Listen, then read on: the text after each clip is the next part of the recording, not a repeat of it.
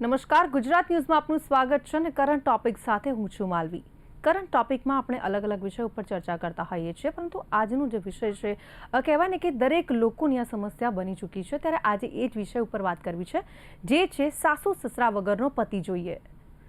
જે રીતે કહેવાય ને કે આધુનિક જમાના પ્રમાણે લગ્ન જીવનની વ્યાખ્યા બદલાઈ છે। અત્યારે તમે જુઓ કે ઘણી બધી જગ્યાએ છૂટાછેડાના કેસો સામે આવતા હોય છે, જેમાંનું એક કારણ આ કહી શકાય કે ભાઈ સાસુ સસરા નથી જોઈતા, સંયુક્ત પરિવારમાં નથી રહેવું। એટલે આવા ઘણા બધા કારણો છે, પરંતુ જે રીતે આ જે યુપી બરેલી ફેમિલી કોર્ટમાં જે ચીફ જસ્ટિસ છે તેમના દ્વારા જે સુનાવણી કરવામાં આવી છૂટાછેડાના કેસમાં, અને તેમાં મહિલા ઉપર જે આકરી ટિપ્પણી કરવામાં આવી છે કે ભાઈ સાસુ સસરા નથી જોતા તો તમે બાયોડેટા છે તેની અંદર મેન્શન કરી શકો છો, તો એ મેન્શન કરો જેથી કરીને સ્પષ્ટતા થઈ શકે કે તમારે કેવો પતિ જોઈએ છે, કેવો પરિવાર જોઈએ છે, પરિવાર જોઈએ છે કે નથી જોઈતો। આ તમામ જે વસ્તુ છે એ બાયોડેટામાં લખવામાં આવે, જેથી કરીને જ્યારે તમે સંબંધ બાંધો છો ત્યારે એ સ્પષ્ટતા થઈ શકે।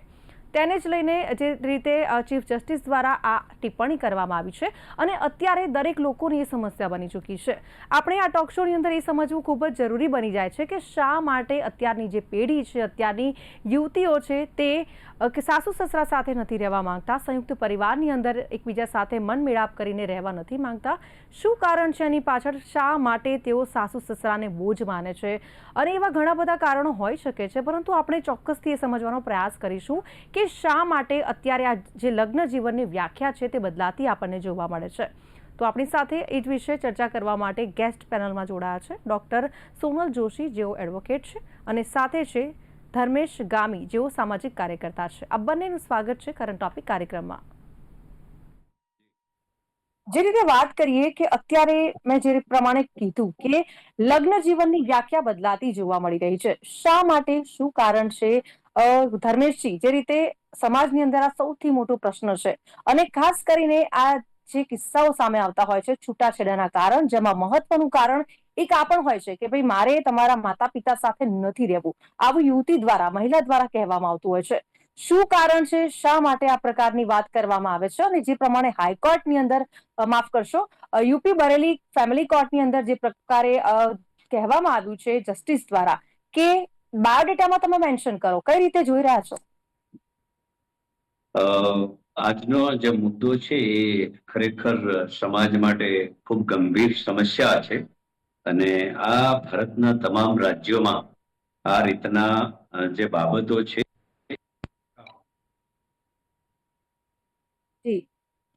અને કૌટુંબિક જે વાયલન્સો વધ્યા છે એ ખરેખર ખૂબ જ સમાજ માટે ચિંતાનો વિષય છે।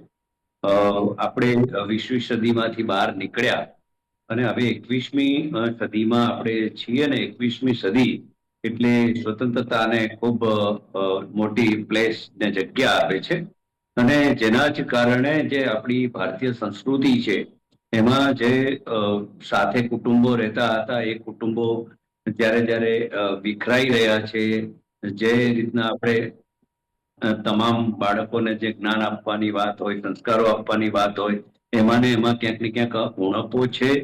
જે રીતના લવ મેરેજની પ્રથાઓ સમય સમય અનુસારે બદલાઈ અને લવ મેરેજની પ્રથાને વધારે પ્રાધાન્ય મળવા માંડ્યું છે, એટલે સ્વતંત્રતા સૌને વધારે પસંદ છે।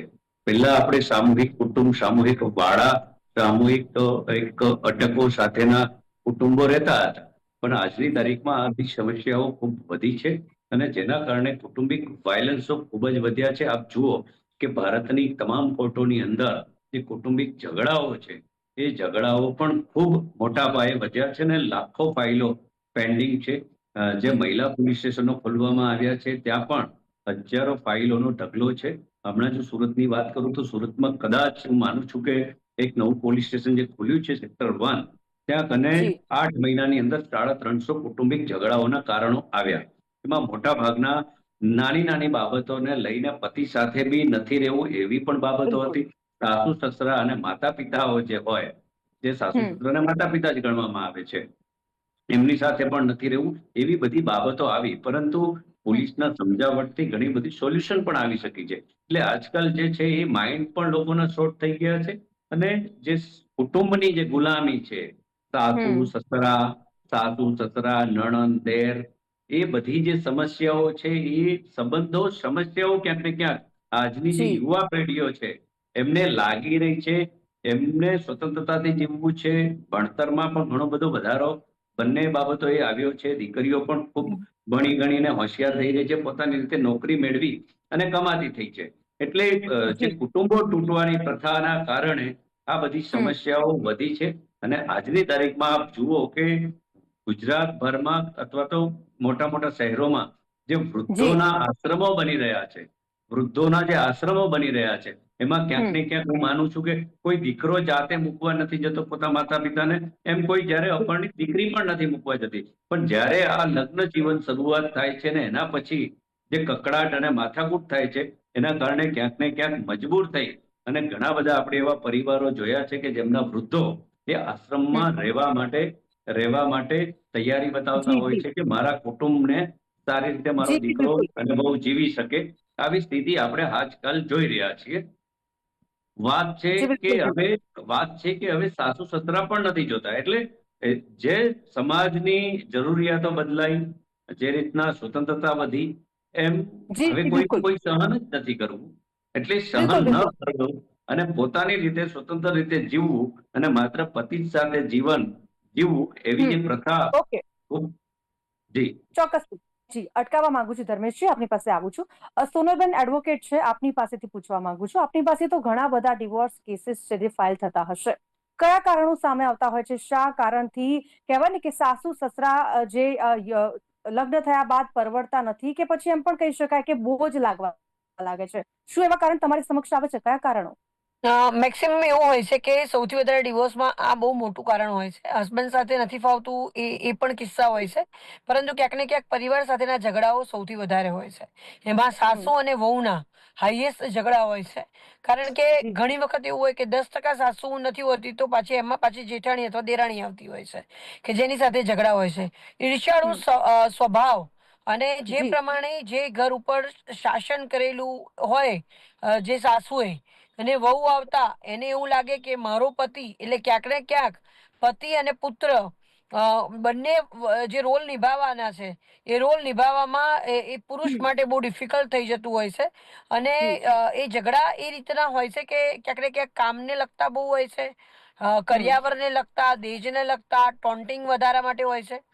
અને જી ક્યાંક ને ક્યાંક એ પણ હું બહુ નગ્ન સત્ય કહીશ કે કર્કશ સાસુઓ પણ એટલી બધી જ હોય છે સાથે, કે જેમનો હમ એટલો બધો ઝઘડો હોય છે કે જેના કારણે જોડે રહેવું અસહ્ય થઈ જતું હોય છે. અને ક્યાંય ને જી ક્યાંય મા બાપ નવા નથી મળતા, પત્ની બીજી મળી જી જતી હોય છે. આ એક કહેવત સાથે લોકો ડિવોર્સ ફાઇલ કરતા હોય છે કે ચલો ભાઈ નથી ફાવતું તો અલગ કરીએ. અને ઘણી જગ્યાએ કર્કશ જી સાસુના લીધે અમે લોકોએ જોયું છે કે બે બે વખત ડિવોર્સ થયા અને વ્યક્તિ જી એકલો રહેતો હોય છે. કારણ માના સ્વભાવના કારણે પણ ઘણી વાર ઝઘડા થતા હોય છે. એમાં જી કર્કશ સ્વભાવની અંદર હોર્મોનલ ઇમ્બેલેન્સ, પરિસ્થિતિઓ, સમાજ, જી ડિફરન્સ, જનરેશન ગેપ, ઘણી બધી બાબતો હોય છે.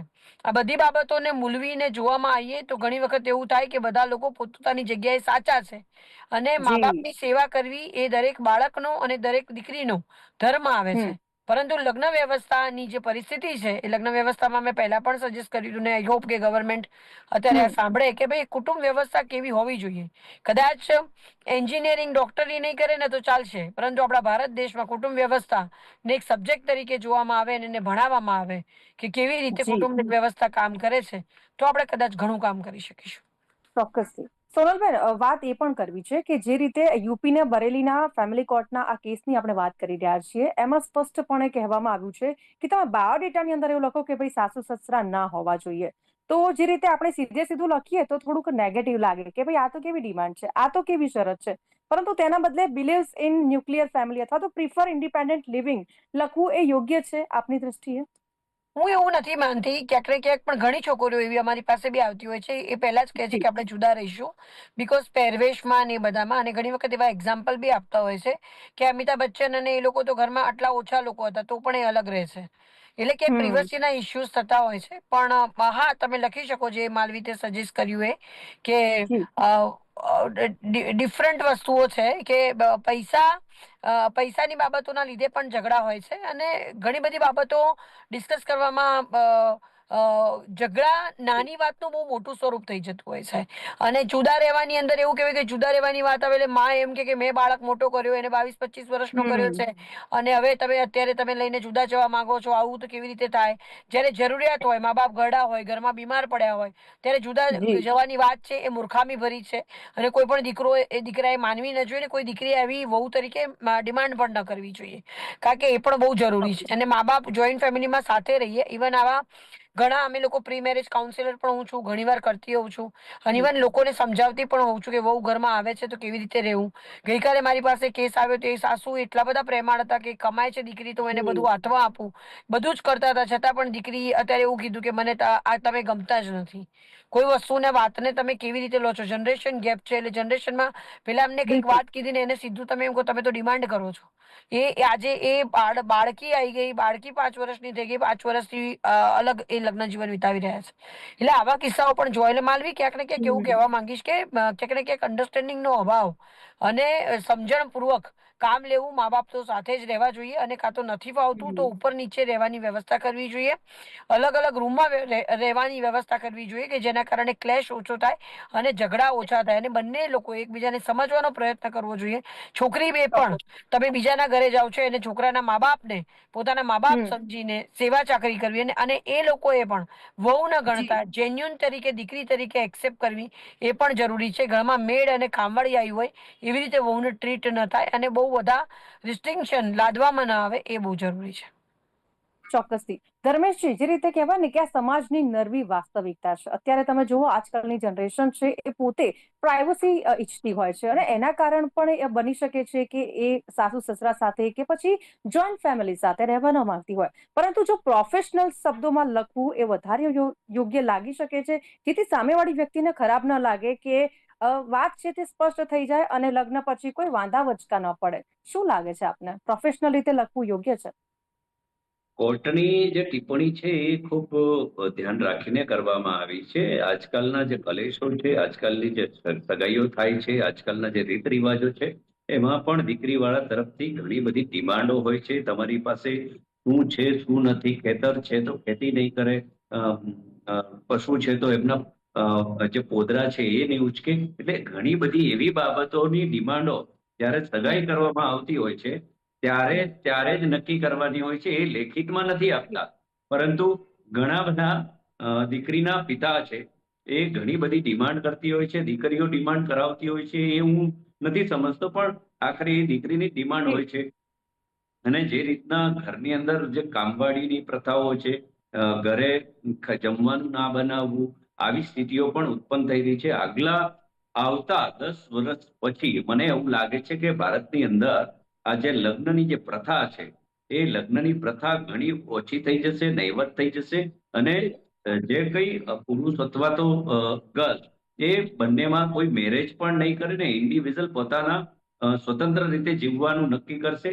આ સિરિયલોમાંથી, આ બોલિવૂડમાંથી ઘણું બધું લોકો પ્રેરાઈ રહ્યા છે, શીખી રહ્યા છે. અને જેના જ કારણે આ કૌટુંબિક વ્યવસ્થા જે રીતની બગડી છે અને એ બગડવા પછીની જે સ્થિતિ છે એ સત્ય સ્થિતિ છે. એવું બિલકુલ નથી કે કોર્ટે જે ટિપ્પણી કરી છે એ ટિપ્પણી કરી છે એ બરોબર જ છે કે ભાઈ તમે ખરેખર નથી રહેવા માંગતા મા બાપ સાથે, તો એવું લેખિત તમારે આપવું જોઈએ. કેમ કે આજે જે ભારતીય કલ્ચર અને વેસ્ટર્ન કલ્ચરની વચ્ચે જે ભારતીય સમુદાય પીસાઈ રહ્યો છે, જનરેશન ગેપની જે વાત કરીએ તો એ બધી જ બાબતો ખરેખર સાચી છે. સહન શક્તિ આજે કોઈનામાં રહી નથી. સાસુ ટોકે કે વહુ ટોકે કે સસરો ટોકે કે નણંદ ટોકે કે દેરાણી ટોકે કે જેઠાણી ટોકે, એ પણ ટોક વધારે પડતું એક વહુ ઉપર થતું હોય છે. એટલે જેના કારણે પણ આ સમસ્યાઓ ખૂબ વધી રહી છે. એટલે સ્વતંત્રતા આજે સૌને વધારે ગમે છે અને જેના જ કારણે આ બધા પરિણામો જી આપણે જોઈ રહ્યા છીએ. ને આવતો સમય ખૂબ જ આ ભારતીય સમાજ જી વ્યવસ્થા વચ્ચેની તકલીફ ઊભી કરશે. જી ધર્મેશજી, આપે જે પ્રમાણે જણાવ્યું, પરંતુ અહીંયા સવાલ એ પણ થઈ રહ્યો છે કે શું અલગ ઘર રાખવાથી સાસુ સસરાની જવાબદારીઓમાંથી મુક્તિ મળી જાય છે? બિલકુલ મુક્તિ નથી મળતી. આપણે જે રીતનું આપણે શીખવવામાં આવે છે, સંસ્કારો આપવામાં આવે છે કે મા બાપથી મોટું આ દુનિયાની અંદર કોઈ જ નથી, એવા તમામ ગ્રંથોની અંદર લખાયેલું છે ને એ સત્ય પણ છે કે ભાઈ મા બાપ જ ના હોત તો આપણી ઉત્પત્તિ ના થઈ હોત, તો આપણને 20 વર્ષ 22 વર્ષ કે 25 વર્ષ એક મા બાપ આપણા માટે ખર્ચી નાખતો હોય તો આપણી 100% જવાબદારી બને કે મા બાપની જ્યારે તકલીફ હોય, મા બાપને જ્યારે પણ માંદગી હોય એની સેવા કરવી એ જી પુત્ર અને પુત્રની પત્નીની આ પ્રાથમિક ફરજ છે. પણ કુટુંબના કલેશો, જેમ નણંદ દેર, જે બધા અલગ અલગ પાર્ટસો છે એ પણ એની અંદર ખૂબ મોટો રોલ ભજવતા હોય છે ને એના કારણે દીકરીઓને પણ ઘણું બધું સહન કરવાનું હોય છે ને, જેના કારણે આ અલગ રહેવાની જે પ્રથાઓ છે એને વધારે જી વેગ મળ્યો છે, બળ મળ્યું છે. દીકરીની સંખ્યાઓ ક્યાંક ઘટી છે એના કારણે પણ ઘણી બધી બાબતો છે. એવું નથી કે એક જ પાસું છે, પણ ઘણી બધી આ સમાજની અંદર સમસ્યાઓ છે. મૂળ વાત હું આપને કહું તો સ્વતંત્રતા જે છે એ તમામને ગમે છે. એ કોઈ પણ પ્રાણીઓમાં પણ જોઈ લો અને કોઈ પણ મનુષ્યની અંદર પણ જોઈ લો. આ જી એક જી જી આ જી એક બાબત છે, એના એક સત્ય છે. ઓકે જી સોનલબેન, શું દર વખતે સાસરિયાઓનો જ વાંક હોય છે? આપની પાસે પણ ઘણા બધા કેસીસ આવતા હોય છે. કેટલીક વાર સાસરિયા કહેવાય ને કે લાગણી સાથે ઓપન માઇન્ડેડ પણ થતા હોય છે. ઘણા બધા કેસો આપે જ જણાવ્યું અગાઉ કે ઘણા બધા કેસો એવા છે કે જેની અંદર સાસુ કહેવાય ને કે ખૂબ જ પ્રેમાળ હોય છે. એ સમજી શકે છે આજકાલની જનરેશનને કે ભાઈ વહુ છે તેની સાથે કેવી રીતે રહેવું, કેવી રીતે વાત કરવી, એમના વિચારો સાથે સંમત થવું, અને ક્યાંક ઓપન માઇન્ડેડ પણ જોવા મળે છે કે ભાઈ પહેરવા ઓઢવાની છૂટ છે, ખાવા પીવાની છૂટ છે, દરેક જે ડિસિઝન છે પોતાની રીતે જે પુત્રવધુ છે લઈ શકે તેવી પણ કહેવાય ને કે ફ્રીડમ હોય છે.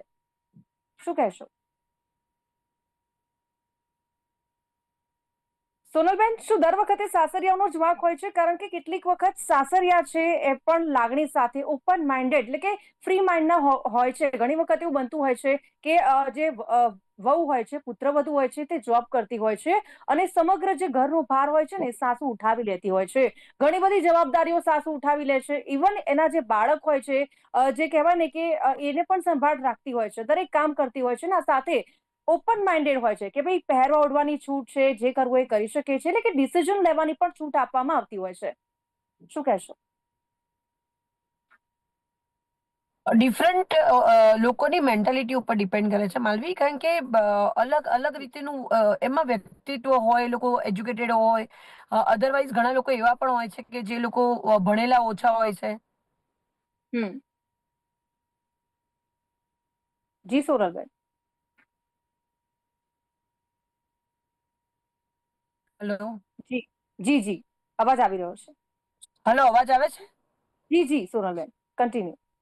હા, એટલે ક્યાંક ને ક્યાંક એવું છે કે ઘણી જગ્યા ઉપર જોવા જઈએ તો લોકો ભણેલા નથી હોતા તો પણ એ છૂટ આપતા હોય છે, અને એટલા બિલકુલ. સમજુ હોય છે કે ભાઈ નવી જનરેશન છે, આપણે એમાં મિસઅન્ડરસ્ટેન્ડિંગ નથી કરવી, એ લોકોને એમની રીતે જીવવા દઈએ અને એ લોકો જેમ જીવે, કપડાં પહેરવાની છૂટ હોય છે, બધી રીતની છૂટ છે. આ જે ઝઘડા છે માલવી, અત્યાર સુધીનો મારો એક્સપિરિયન્સ રહ્યો છે. એક તો અમુક પર્ટિક્યુલર લિમિટેડ લોકોની માઇન્ડસેટની વાત છે, બાકી મિડલ ક્લાસ ફેમિલી અંદર સૌથી વધારે પહેરવેશને લગતા, કરિયાવરને લગતા પ્રશ્ન હોય છે. દહેજમાં કોઈ બાકી નથી, નીચેથી લઈને ઉપર સુધી બધાને મીઠાઈઓ જોઈએ છે, ડિઝાઇનર વેર કપડાં જોઈએ છે. દહેજ તો જી દીકરી પાસે માગે છે, માગે છે ને માગે છે. 10% લોકો જેવા હશે કે જેમની એક્સપેક્ટેશન નહીં હોય છોકરી તરફથી, બાકી છોકરીવાળાના ઘર માટેથી એ લોકોની એક્સપેક્ટેશન હોય છે. સારી જી મીઠાઈ આવે, સારી વસ્તુ આવે, એનો છોકરીનો પગાર ક્યાં જાય છે, પગાર કઈ જગ્યાએ વાપર્યો, એના ભાઈને કેમ રાખે છે, એની બેનને કેમ રાખે છે. આવા ઝઘડાના કારણે ડિવોર્સનું કારણ હોય છે.